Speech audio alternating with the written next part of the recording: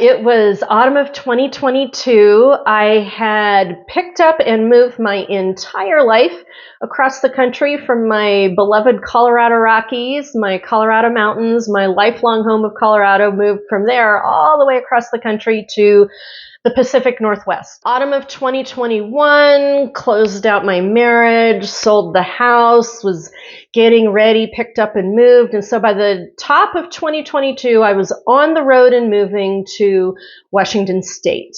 Never thought I'd leave Colorado. So got to Washington State. I was in interim housing for just a little while before I landed into the permanent location that I'm at now, where I've been a handful of years. And landed, got settled in, summer moved into fall. I was working on my business, getting things booted up, like, go time to get things going, right? And messaging started coming in from my spirit team. Messaging I did not want to hear. So that whole thing about blocking and not listening to the messaging that your spirit team is giving to you, and they're giving it to you over and over and over again. You're going, no. And finally, after it was a good month of this, I put it off for a little while, and different messaging coming in from different sources and people, right? And finally, in an autumn evening, I'm sitting out, candles are out, meditating, got my cup of tea, and it's like booming in there, this message. And you know what the message was? The message was, Dana, we need you on TikTok. And when I finally let the message come through and land, and I soaked it up and absorbed it, I was so mad. I was so mad. I got up and I threw a lawn chair across the yard. I was just, that's how mad I was about this. What do you mean? You want me to do video? I've never been able to do video. I'm awful at video, and you want me on TikTok? That's crazy. I'm not that good. I can't do it. I was so mad I threw that lawn chair around for a little while. So that happened. And after I let it wear off, because when you throw a temper tantrum with your spirit team, you know what they do? They just stand there. They just hang out. They just let you kick and scream and wear yourself out until you're exhausted. And that's what I did. And I got to the end of it, and I, picked myself up and the lawn chair up, and I'm like, okay, that was an effort in futility. And I realized, okay, let's get started with video. The thing you all need to know about video, and I'll tell fuller stories about this, is that over the years I have figured out the video and my blocks with video all have to do with my background of sexual incest trauma. I'm a survivor of early childhood incest, and that got compounded by a lot of other traumas. And my work as a somatic money coach, not only with other people, but also myself over the years, I have been able to put two and two together and figure out, sexual trauma interrupts an individual's ability to cogently show up in front of a camera and be on camera and work through the being seen, being heard, and then also the technology that goes with it.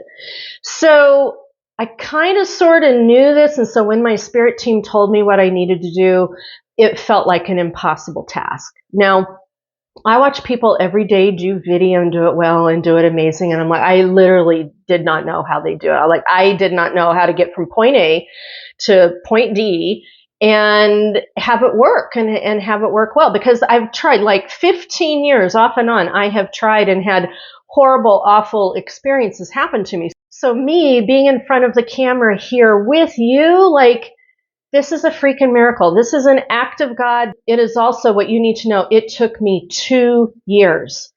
2 years of working on video pretty much every single day of the business week, of getting in front of the camera, talking, telling things. It has been a whole journey just to get here and be able to do video. No small task, not easy. I think the thing that got me through was all I kept saying to myself was This is a learned skill. This is a learned skill. You can do this. And the trauma that's interrupting you, you know how to do your somatic work and your healing work. And so that's what I did every single day. Worked on it, right?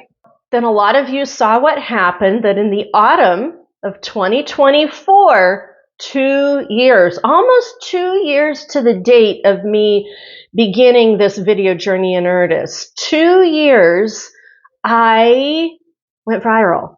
You guys saw me go viral. Over 300,000 people saw that video, that crazy video about the psychic talking about election results and what we all saw. Like basically on a Friday morning after the election, as we were working through our shock and awe, I'm the one that showed up and I said everything that everybody else was thinking, basically. And there was a wave. And that wave happened, and I literally went from systematically having 200 views per video to over 300,000 people seeing that video. And I was in shock. I was terrified. Like part of me was like, oh wow, that's amazing. It's happening. Not the way that I wanted, but it's happening. And another part of me, like, I was freaked out that many people saw me, right? You and so many other people saw what happened after that, right? Like I started going like, oh my God, I got to scramble. I got to keep going. Right? And so that's what I did. I've kept going. And it's not necessarily gotten easier. If anything, like more pressure got put on, pressure to perform, pressure to provide really great content, pressure to be accurate, pressure to like show up consistently all the time. Like there was a certain level of like, oh my God, I'm up to bat now, right? And I do have to admit, like somewhere in the middle of all of this going on and kind of the shock of it within that first week, I literally heard my Star Nation captain. He tuned in and he basically was like, welcome to the big leagues. And I literally had that moment of like, fuck. What I will say to all of you is like, be careful what you wish for, especially as you work on it, because like you will line it up, you will get it. Maybe not in the way that you want, but it will happen. Now, what's been really interesting is me having the pressure to show up and continue and be here and do what I do is it's caused me to hone my craft at a whole other level that I didn't know was possible, right? And what's come out of it has actually been quite beautiful, because in the middle of me doing somatic money videos and psychic insight, psychic reading videos and the pendulum videos and some of the intuitive coaching videos, in the middle of it, my storytelling woke up again. My storytelling. And I don't know if you can tell or not, but one of my favorite places to be on camera, in front of camera, is telling stories, sharing stories, weaving the yarn, just doing the whole thing, right? Because like I can really feel the juices flow through. It's beautiful. The words come, the coaching comes in, the energy comes in, and I'm telling stories. Like I love that. That's my sweet spot. And so over a period of time, I've begun to notice of like, oh my God, there's a collection of stories that are kind of like beginning to emerge and come to light. And I'm beginning to have this collection of stories. And that's part of the reason I put them in a package, the Inspirational Intuitives, because I really feel like, oh, I don't want these to drown in the ocean of information, digital media, social information out there. I want to collect these and hold them up. And so as I have been curating these little mini packages and beginning to put them together, I began to have a memory, began to have something come back to me, something that felt very familiar, something that welled up in me as like, oh my God, I got my wish. I got my dream. And you want to know what the original dream was? The original dream, this is Dana, 18-year-old to 22-year-old self. This is like late 80s, early 90s. My original dream was that I wanted to be a newspaper columnist. I wanted to be a newspaper columnist. So at Indiana University, I was in J school. I got my journalism degree, a minor in environmental studies. I went off and I did a lot of poetry classes because I wanted to like write and write and write. And I was exploring my writing, and I knew I really, I really didn't want to do reporting per se. There were these people that had shown up earlier in my life, and I was like, I want to do that. I want to do that. It was people like my hometown newspaper columnist, the Greeley Tribune. There was a columnist there. His name was Mike Peters. And Mike Peters wrote a witty, droll, humorous, and sometimes tearjerker of a weekly column in the Greeley Tribune. And me and my family, we read that column religiously, okay? And I loved how he used his words, and I loved how he called people out in the community. And you got to understand, so this is like the 1980s, Greeley, Colorado. It's a cow town, conservative, like don't rock the boat. And our hometown columnist was like poking at people and kind of punching at people a little bit. And I don't know how he did it. I don't know how he did it week after week, month after month, year after year without getting pulled off that column. There was some way that he did it that everybody kind of found it a little bit humorous, even if he was like twisting the knife a little bit, right?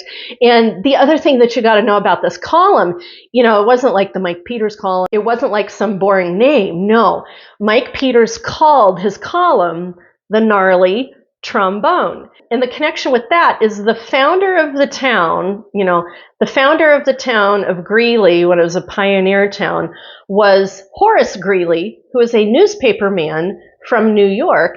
And someone had misread his signature and printed it somewhere else, and it went from being, Horace Greeley to the Gnarly Trombone. And so Mike Peters took that, and his column was the Gnarly Trombone, about the regular everyday events in Greeley, Colorado, that he wrote up into this whole other level of, journalism. And I loved it, and I wanted to do that. And also at the same time, my family kind of developed into being a news junkie family simply because my mom usually had the radio on, dialed into KOA 850 out of Denver, almost kind of 24/7. We woke up with it in the morning to the AM news.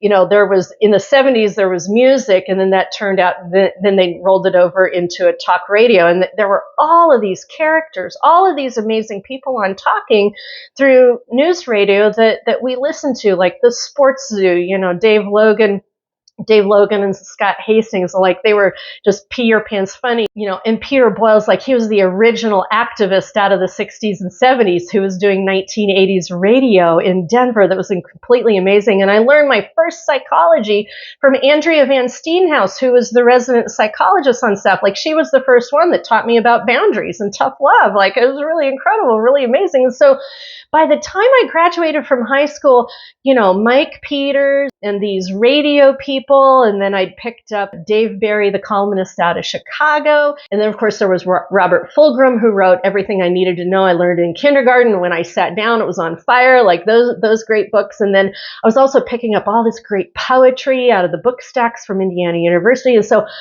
all of my writing influence had to do with this deep soul written work.